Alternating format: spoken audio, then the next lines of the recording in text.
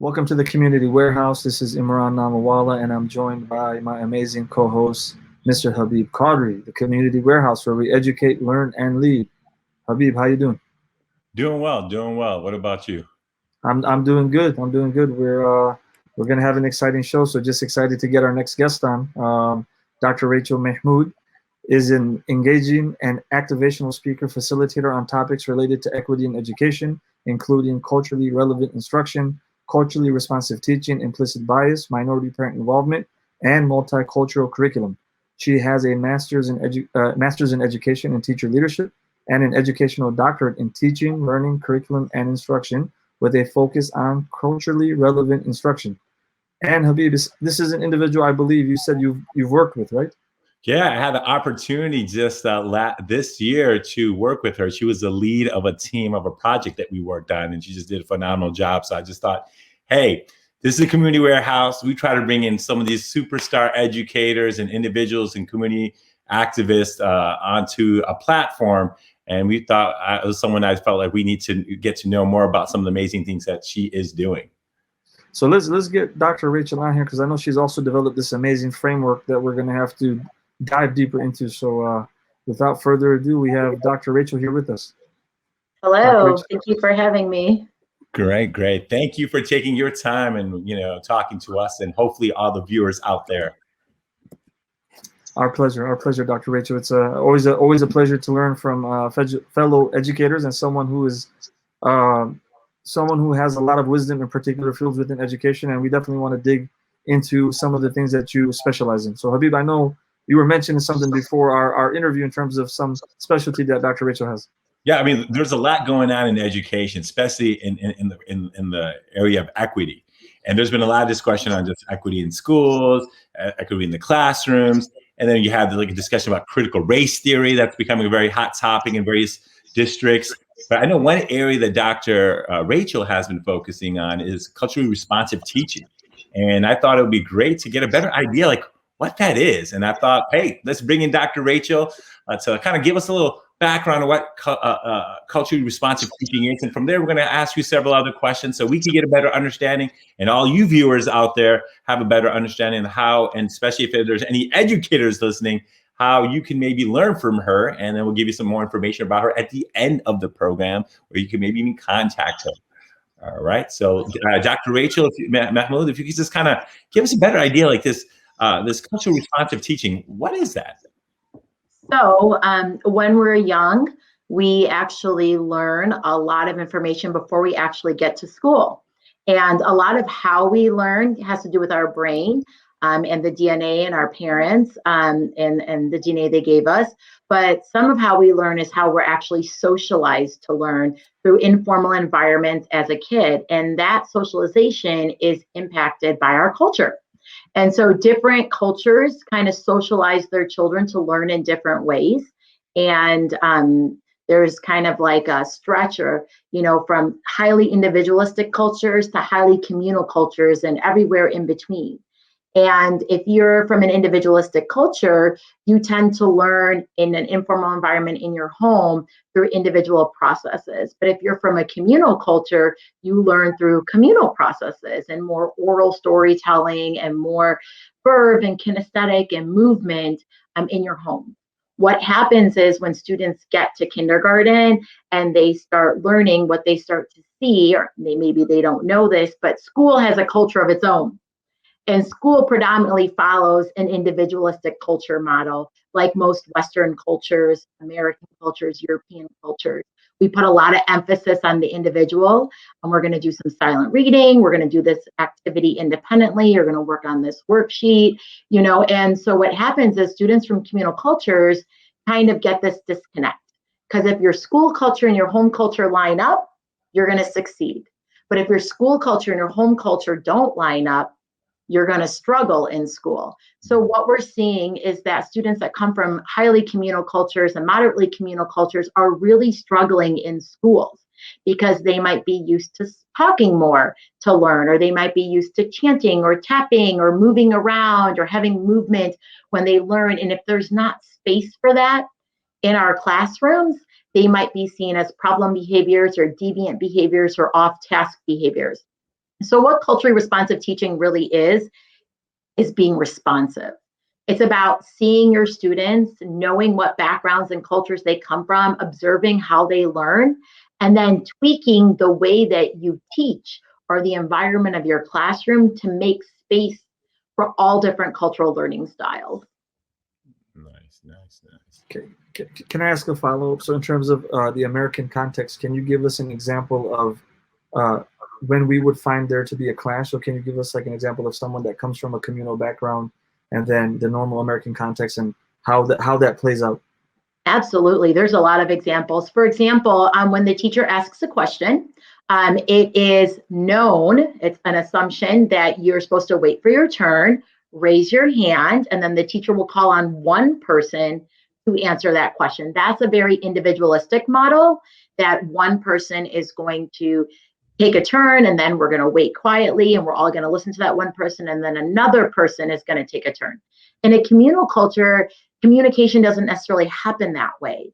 There might be overlapping conversations. There might be shout outs. There might be affirmations given to each other. So where this disconnect may happen is a teacher asks a question and a student's really excited and they just shout out the answer.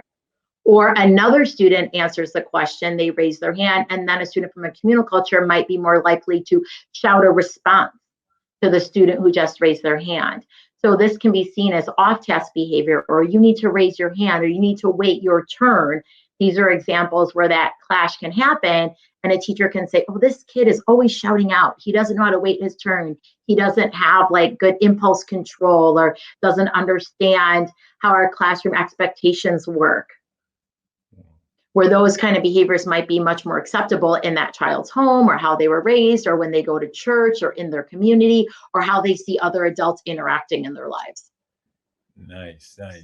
Hey, and I know I've realized that you yourself kind of put into your like own framework here, right? I remember looking at even speaking to you and looking at your website. You have like this idea, like this framework: serve, verb, and observe. If you could kind of give us a little bit more about what you've kind of slowly built. Sure. So a lot of times when schools are moving to do this equity approach, they're seeing that there is some kind of disconnect. Maybe they're seeing an increase in behavior referrals from certain groups or cultures of students.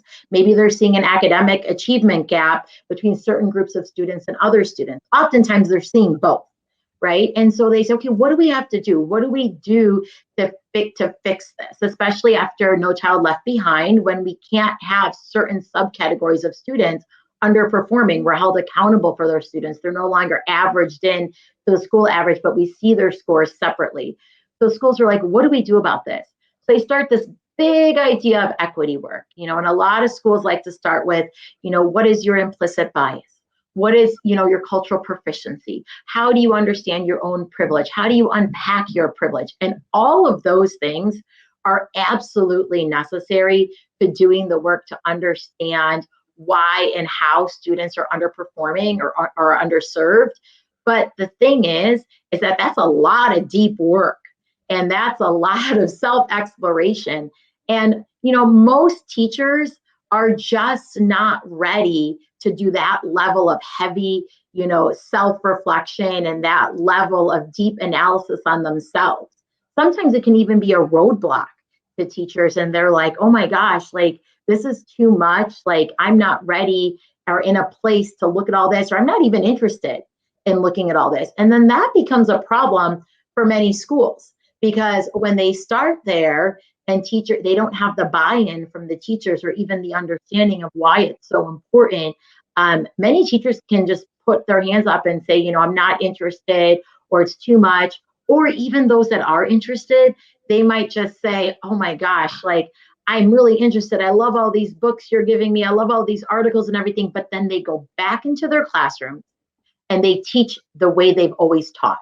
They teach the way they think is the right way to teach. Raise your hand to speak. Work on this independently. Like, they go back to some of the same structures that they're used to. So this was a common problem that I was seeing. I love reading empirical research, but let's be honest, many people don't.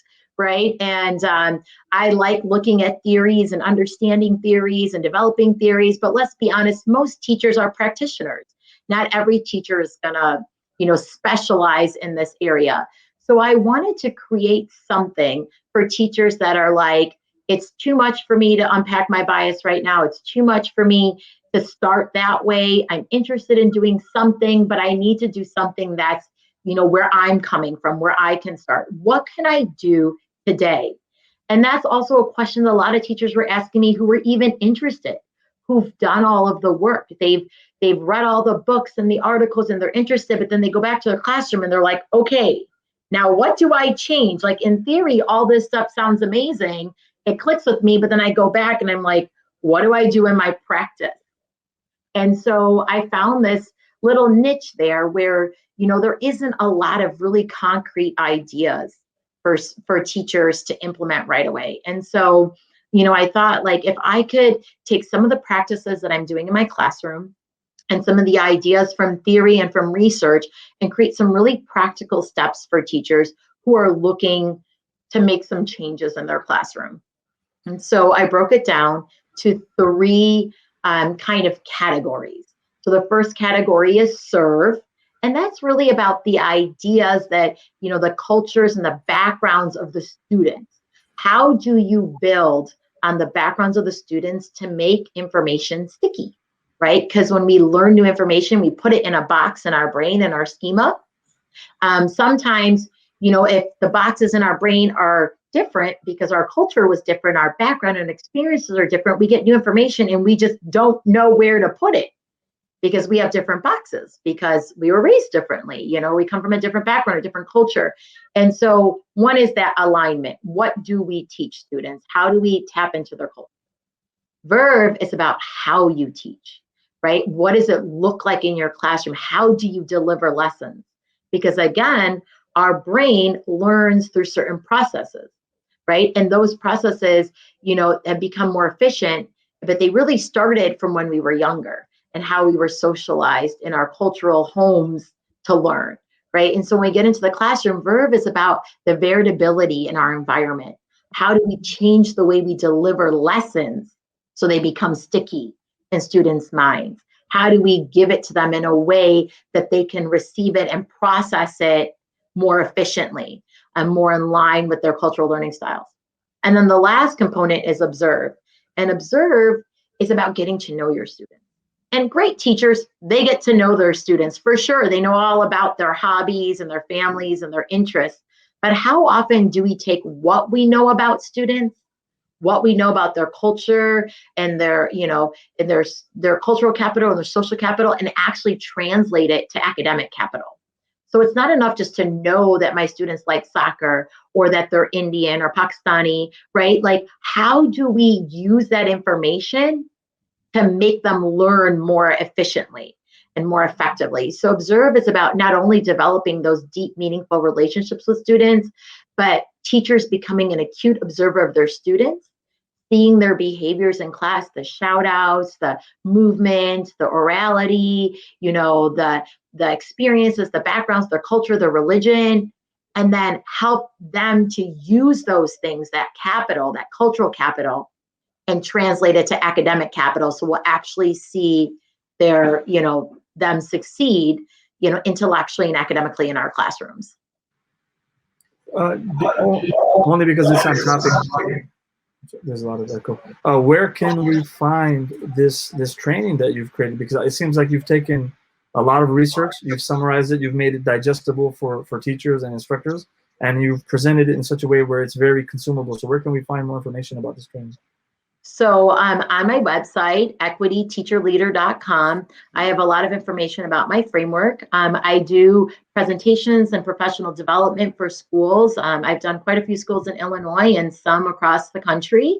And so you can get more information about my framework there. You can also see my YouTube channel where I actually model some of the frameworks that I'm talking about, so you can see what it looks like in my classroom. Awesome. But so that's the framework here, right? So you are still teaching, aren't you? Yeah, I am. Which grade are you teaching? I actually teach 5th grade. Okay, and so how long have you been at the school you are, and what's kind of like the demographics of your school? So right now I work at a school that is predominantly Latino and Black, and we do have a little bit of other cultures in there as well, and races. About 70% of our students do qualify for a free or reduced lunch. So I work in a highly diverse school, and all of the practices that I share in my trainings and with teachers on my YouTube channel and through my Twitter are things that I'm doing in my classroom right now that have worked, that are closing the academic achievement gap in my classroom based on the state testing that we do in our school district and in our state. So talking about this achievement gap, right, which plays, I know, like, there's always that discussion, like, standardized test or no, but at the same time, there is sometimes you used to have data points to see, are kids learning, right? Are kids able to, understand, implement, practice, or even and showcase what they've learned. So, just from some of the stuff that you've been doing, right? I think one thing I remember, someone had told me, I think, or maybe had a conversation, that you've seen some achievement gap even in your classroom, right? I know you're going to be humble, but I need people to know, like, who this Dr. Rachael is and some of the amazing things she's doing. So, like, what were some of the gaps when you started this kind of like thought process, and maybe just from your own modifications of your own teaching, and kind of built this into a framework? People are like, well, does that really work? Well, how does that change? Well, can you tell me that some of that data has changed or not? If you could share that with the community. Absolutely. So yes, I do believe that we learn a lot about students through informal assessments, and they can show us a lot about what they know. But I do rely on those formal assessments because those are the assessments that they're going to qualify them for college, that are going to help them, through life and through different types of career testing that they take. And I want to know that what I'm doing in my classroom is actually making a difference on measures that are going to be used to measure and assess students for life. And so I am an acute observer of my own data as well. And I look at a lot of different data points through the district testing as well as the state testing that we do. I'll give you an example. On the last IAR test, which is our state testing test, our school was performing at about 20% meeting or exceeding state standards. And that was across the board, almost every grade level. So in fifth grade, where I teach, 20% of students were meeting or exceeding state standards. In my classroom, 50% were meeting or exceeding state standards. Of the 20 students who met or exceeded state standards in the fifth grade from our school of about 100 students, 11 of them were coming out of my classroom. So just about 50% of my students were meeting or exceeding state standards when compared to their own peers in the same school. And I really believe that the reason those things were happening, that data looked different in my classroom, is because I teach differently. Because of culturally responsive teaching, I embrace it so much, and it can take our kids so very far. And hopefully closing that gap for those students is going to take them even farther in life once they leave our classrooms. Dr. Rachael, just practically in the classroom now, because it seems like you're accommodating many different learning styles and different cultures. How do you just practically manage that in one classroom as one teacher? Yeah, so that's an excellent question. So when we're teaching, we tend to fall into like a very known model. There's a curriculum specialist. Her name is Madeline Hunter. A lot of people follow her framework for how to design a lesson, right? So they might say, okay, first, I'm the teacher. I'm going to give you some direct instruction, right? And then after that, we're going to practice something together. We're going to do a little shared reading or a little shared writing. I might do a little guided, but slowly, I'm going to release the responsibility to you. You're going to do it independently, the assignment, and then we're going to assess you. And that's a pretty common framework for designing lesson plans. The thing we want to do in a culturally responsive classroom is we don't want like a one size fits all kind of model, right? So it's not always about getting to the independent practice, right? Sometimes it's about getting to the communal practice. Sometimes it's about getting to a place where we can all work together on something. It's about kind of mixing those components up and changing the way you teach so that there's space for all different types of cultures, individualistic and communal. For example, I gave you the example about raising your hand earlier, right? So I might say, okay, I'm going to teach you a few hand signals today. When I do this and ask a question, I want everyone to raise their hand to answer. But when I do this, I want everyone to shout out their answer. So I might say, what's the capital of Illinois? And some, I'll call on one student, and then I might say, what's 5 times 7? What's 3 times 5? What's the agriculture in Illinois? So you can kind of go back and forth. Now students are sitting at the edge of their seat and they're waiting to see what the teacher's hand signal is going to be. Is it raise my hand? Is it shout out? Is it raise my hand? Is it shout out? Right? I kind of tell them like I'm the orchestra of the classroom. Sometimes I want everyone to shout out. Sometimes I want you to raise your hand. Sometimes I just want that kid to shout out because he likes to talk a lot. Like you, Habeeb, shout it out, right? And then everybody, now raise your hand. Now back to Habeeb. Now everybody, now raise your hand. Raise your hand, everybody. So now the level of engagement in my classroom has just gone up. Those kids that need that orality, they get all these opportunities for output, right? Maybe Habeeb needs a little bit more orality than everyone else. He gets an extra layer of orality or a chance to share, right? Some kids, they need to be one at a time. They need to know that they were heard. They get their chance to share individually. So that's like an example of how you can just make some space in a typical lesson for all those different types of communication styles and cultural learning styles. I think Dr. Rachael talked about teaching back in the days. So, how did you know that? I talked a lot in class, all right? I got those checks back in the days. Exercising self-control. You know what, Habeeb? I was the same kind of student. I need to talk to learn. Yeah. And if the teachers didn't make space for me to talk, I was talking to my neighbor. I was talking to my group. I was shouting out. So now when I give an assignment to a student or I say, okay, we're going to get ready to work on this worksheet or whatever this activity is, take 2 minutes and talk to the person next to you about the first 2 problems, right? Instead of saying, do all of this, and then when we're done, you can check with the partner. Think about how just flipping that changes it for students, right? The kids who need to talk through those first 2 problems get that opportunity, right? And then as they build more confidence, if they want to keep talking through, let them talk through. If they're like, okay, I'm good now, I want to work alone, let them work alone, right? Why does it have to be a one size fits all model? I'll say, students, if you want to work at your desks, work at your desks. If you want to grab a partner and move to the outsides of the classroom, grab a partner. If you want to work in a small group and just bounce some ideas off each other, come to the middle table, we'll work as a group together. But it doesn't have to be everybody's doing it the same way. And that's huge because this is not even for educators. This is just like anyone you deal with. If you are a project manager, you got different personalities. You're a parent. You have different kids with different styles of learning. To just even behavior modifications need to be different. So I think for anyone listeners here, I think it's just a great point that Dr. Rachael brought up is that the idea when you can be flexible, and because it's so huge, I deal with when you're an educator, you see a lot of people like, well, when I was a young kid, I used to do this, and say, well, maybe that's the way you're teaching the way you want to like to learn, but not everyone likes to learn the same way.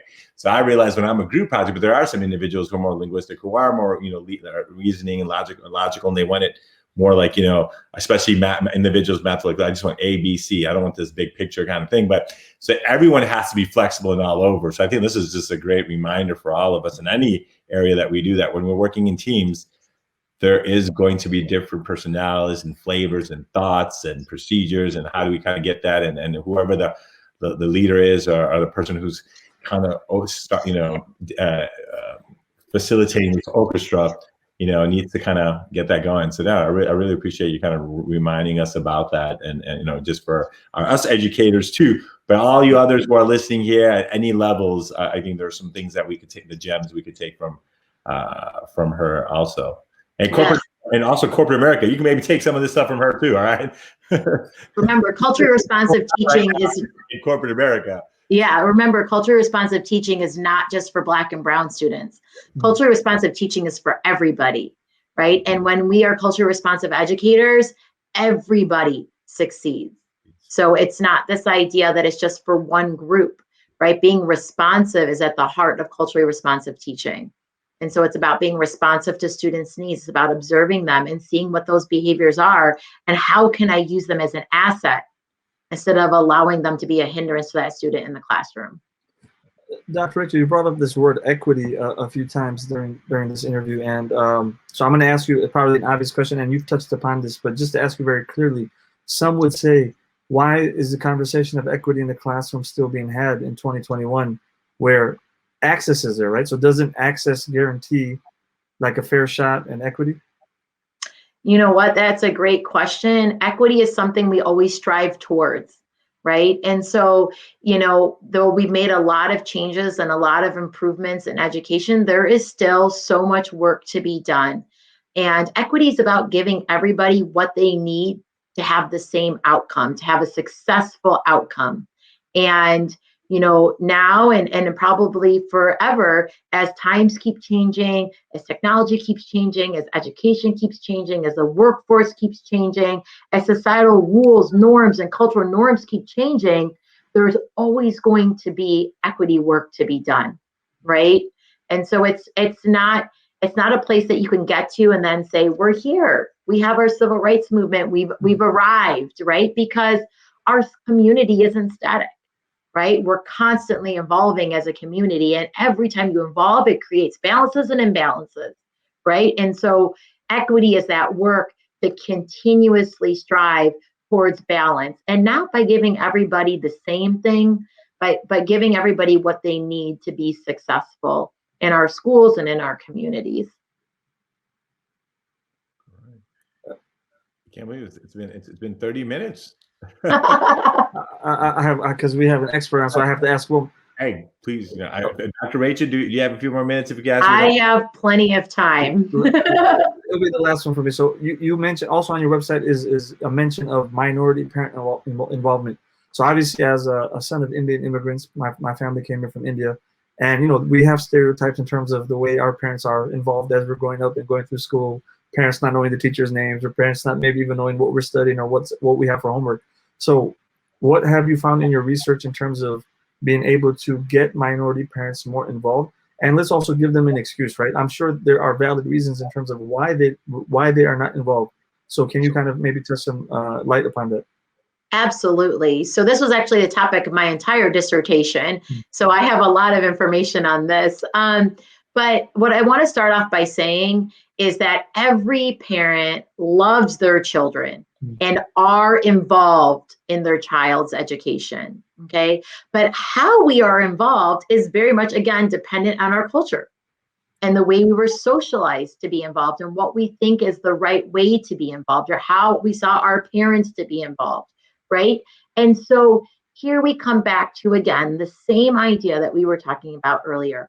School has its own culture, right? And the culture of the school is very much the Western, European, individualistic, culture, American culture. And there's a certain way to be involved. And that's the way we measure. And that's what we look for. Do you come to parent-teacher conferences? Do you volunteer? Do you do homework with your child? Do you, explain problems they don't understand? Do you email the teacher?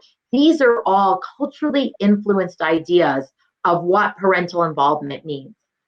What we find is if we go to different groups, cultural groups, and we ask those parents, how are you involved in your child's education?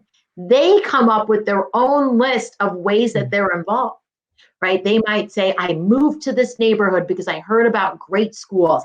At home, I'm running all of the religious education. I'm doing all the social education. I'm talking to my kids about racism. I'm talking to my kids about discrimination. I'm supporting my kids by paying for extra tutoring. There's all these other things that schools don't measure. And what happens is, I even just having high expectations for my child, right? Having high expectations, encouraging them, believing that they can do it. When schools say, well, how often do you reach your child? Are you coming to parent-teacher conferences? Did you come to STEM night? Or all of these things, they're measuring involvement based on their school's cultural ideas of what it means to be involved. And parents are doing what they believe it means to be involved in their child's education. And when this doesn't look like this, it's often overlooked as nothing. So if the parents aren't doing what the schools expect, then they're thinking, oh, these parents aren't really involved in their kids' education. So instead of matching parents to what school deems to be appropriate forms of involvement, we as educators need to ask parents and have those discussions with them to say, how are you involved? Tell me about how you support your child's education. And when we start to understand that some of the things that they bring up are things that we don't even notice at school or don't even think about as forms of involvement, we can change the way we define parent involvement. We can make it a more inclusive definition, a more inclusive framework that accounts for all different cultural styles of being involved in children's education. And then what we come to find out, we come to see, is that all parents are involved in their children's education. They're involved in their children's education and they want their children to do well. And when we come with that mindset as educators, we view parents differently. We make space for the ways that they are able to support their children, and we support them to support their children in the ways that are able. And we change our mindset about what we think about parents, oftentimes to be much more positive, right? So we have to remove our own implicit bias that we have in terms of the way we're looking at the parents. Exactly. Who determines what factors get on that scale to measure involvement? And that's a big thing. And so one of the things that I call for is community groups.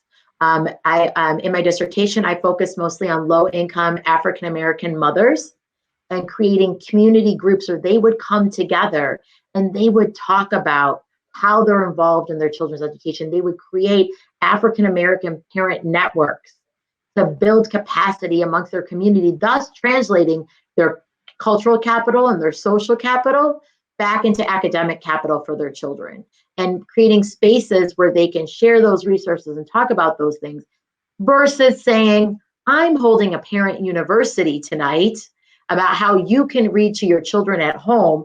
Please attend my thing, right? We instead say, these parents are getting together to talk about how culturally they can use their cultural capital and their assets as a family to support their child. As an educator, let's go there and let's hear about what they're doing and how they're networking with each other. And let's see if we can bring any of that back to our school. So it's a shift in thinking in that sense. I told you we had to get her on. No, it's thank you. Pleasure and honor, Dr. Rachael. Thank you for your insight and your wisdom. We hope you nothing but the best, and we hope you can keep going forward with your framework that you've developed, and educating the educators. And one more time, can you give us the website so people can visit you and learn more about you and the YouTube channel? Yeah, absolutely. So the website is www.equityteacherleader.com, and the YouTube channel is called Serve, Verve, and Observe. So if you look that up, or you go to my website, there's direct links right there. And there's Awesome. also links to my published articles and the work that I've done as well that you can check out. Awesome. Habeeb, I'll let you close it up. Well, for everyone who was listening, hopefully it was very beneficial. And we asked, and we want to thank Dr. Rachael for taking her time to kind of share about some of the amazing things she is doing. Please make sure you check her website out for information, not just educators, maybe corporate America. If you're listening, because we know we send these videos on LinkedIn, Facebook, Instagram. So wherever you see it, we want to make sure that hopefully this was beneficial, and please tune into others. Again, as we are going to be more, trying to highlight different individuals throughout the communities and doing some amazing things. So again, thank you, Dr. Rachael, for your time and for some of the stuff that There's so many other things she's done that I've kind of worked on. We'll maybe have her invite her again for another specific topic that I've kind of personally got to see the magic that she does. So keep up the great work, and we want to say for success in all your future work, Dr. Rachael Mahmood, and thank you so much for your time. Thank you so much for this opportunity. It's been wonderful. Appreciate it. And everybody at Community Warehouse, this is where we educate, learn, and lead. Please do like and subscribe and follow, and we'll see you all next time.